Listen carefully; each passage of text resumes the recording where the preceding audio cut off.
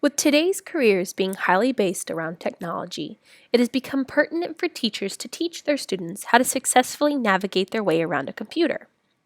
When students have these technology skills, they become more desirable for careers. One of these important tools would be research skills. Understanding the ins and outs of research can seem overwhelming, but by following these tips and tricks mentioned in this video, it can make it easier to understand.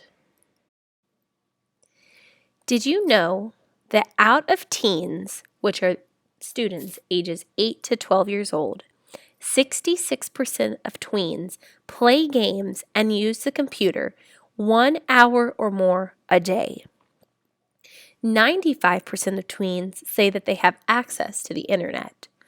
And 70% of kids ages 8 to 18 have accidentally encountered inappropriate content online by entering in an innocent search term while doing homework. These terms resulted in pornography, cyberbullying, and predators. With most upper elementary students being the ages of 8 to 11, it is our job as their teachers to properly educate them on the correct way to use the internet and other resources to keep them safe. So, what strategies are appropriate for upper elementary students when discovering accurate, relevant, and quality information on the internet? One thing to keep in mind is that by providing students with the tools needed to complete online searches, it creates lifelong learners and successful adults in today's ever-growing technology-based society. When teaching these tools to our students, it's important to remember a few things. The first one being start at a young age and build on skills. The second is to explicitly teach online literacy and research skills. The third, provide opportunities for practice. Fourth, provide search engines that are designed for kids.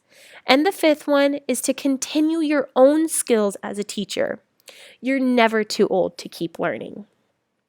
When teaching research skills, it should be taught and reinforced throughout the entire year.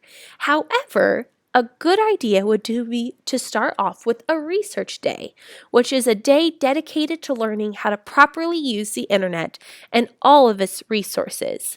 This day will help start the year off strong and let students know what to do when using the internet. When creating lessons, it's important to remember 3 things. 1, keep it short and to the point. Lessons that are drug out will quickly lose students' interest, resulting in not much learned. Number 2, use the same terminology you will use the rest of the year.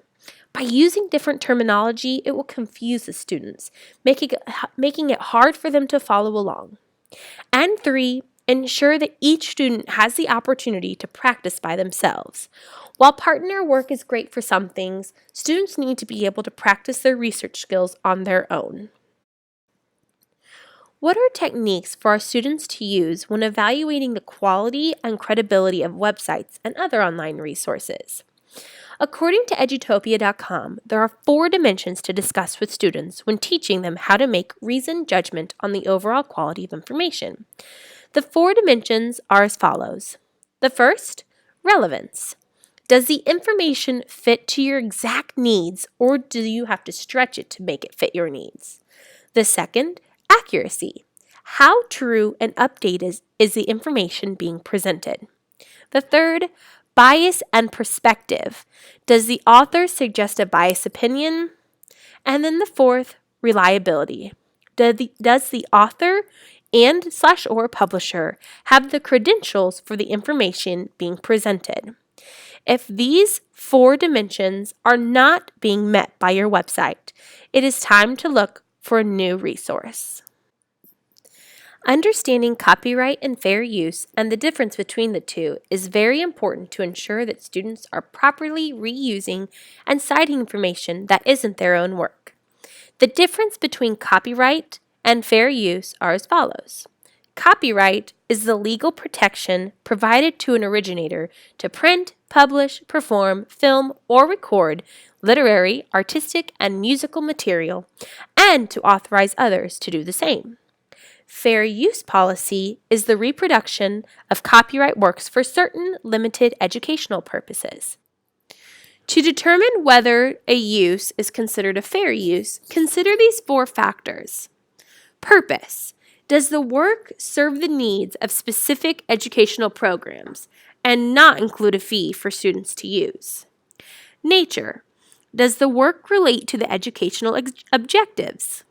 Amount. Limit the use to brief words or excerpts from longer works.